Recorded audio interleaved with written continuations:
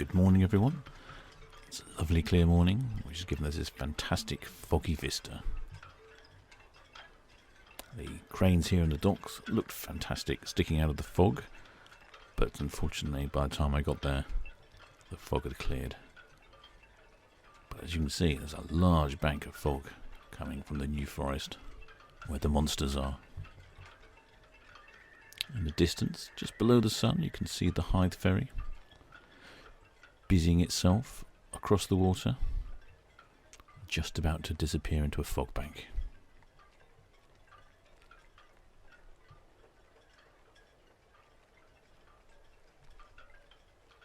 The Hythe ferry has the longest pier with a rail train on it in the world. But you can't see it today.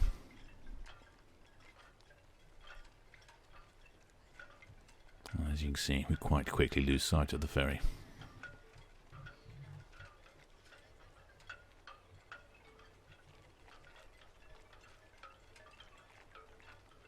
But we should have a look around and see the lovely fields of fog covering the landscape. Reasonably clear in the water, but lots of foghorns this morning. A couple of car carriers in. But what is this monstrosity? Well, it's the brave Tern. Specially built for Fred Olsen. It's a platform for installing wind turbines. And what a beast it is. The brave Tern is a purpose-built heavy-lift jack-up vessel. Better not get that confused with a jack-off vessel, otherwise you might get the wrong type of seaman. It was constructed for Fred Olsen and is a self-elevating, self-propelled vessel. It's monstrous. I don't think I've ever seen anything quite so tall. It's designed for installing wind turbines offshore, typically in the North Sea. It has 4 extending legs, which raises the platform up.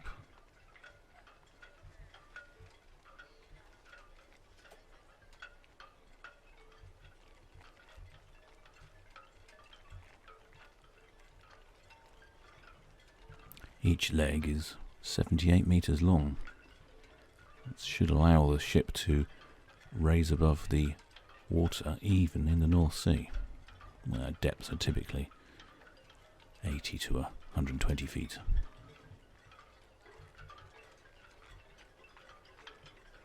Surprisingly, it's got 56 cabins on board.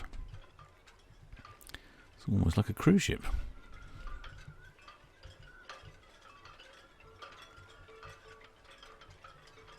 It has an effective jacking capacity of 5,300 tons per leg. And depending on the size of the wind turbines, you can either install 3 or 4 wind turbines.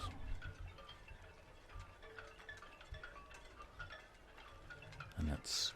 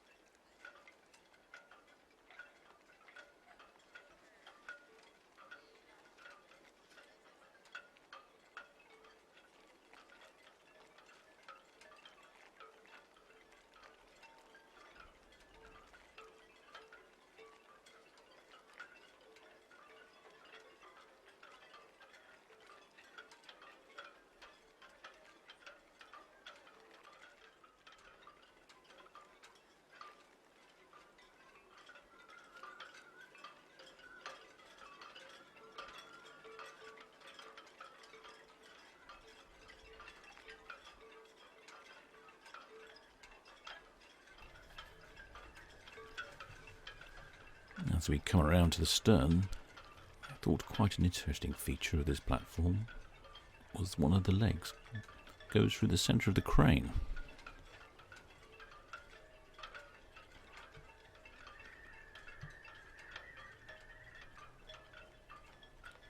These legs were, as you can see from the surrounding buildings, considerably higher than most of the buildings, and was visible from quite a wide area around Southampton.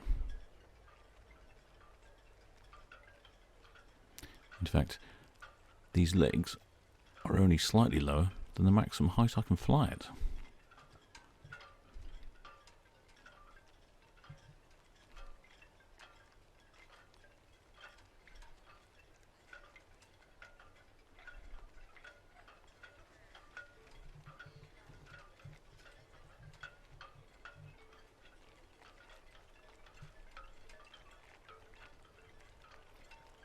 As you can see, the deck is littered with containers and machines, and even some staff down there. A few deck hands early in the morning, swabbing the decks.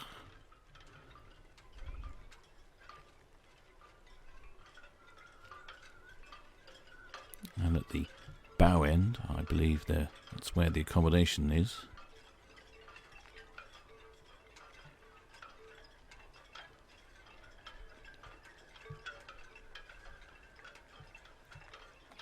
If you look closer, you can notice that the legs are actually hollow. You can actually see through the little holes in the side. I'm guessing if you've left your spanner on top of the leg when it's on the water, you've got to climb all the way to the top to fetch it. I think you'll be sending the apprentice up the leg to get that spanner. And round to the front, look at the size of this helideck. I think even I could land on that helideck.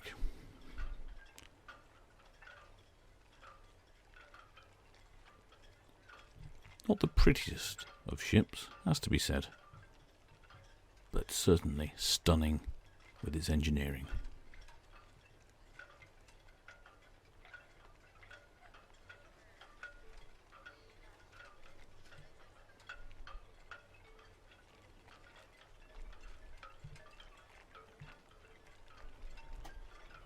You can just get a glimpse through the holes in the legs at this angle.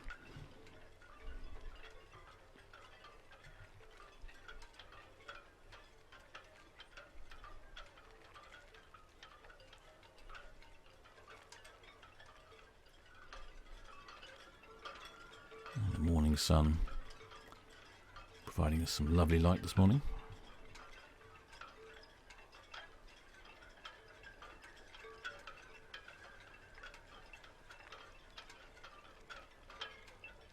As you can see, it's clearly much larger than any other vessel in the area.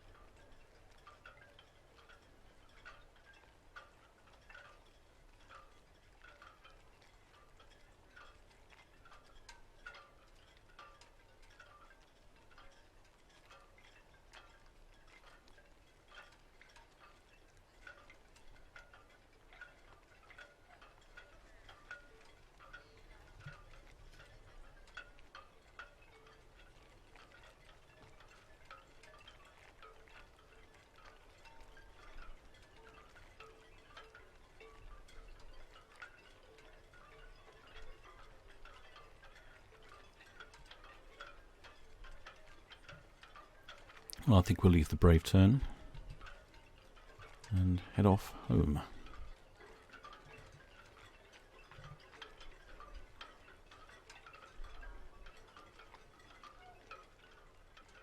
And the fog bank is still there.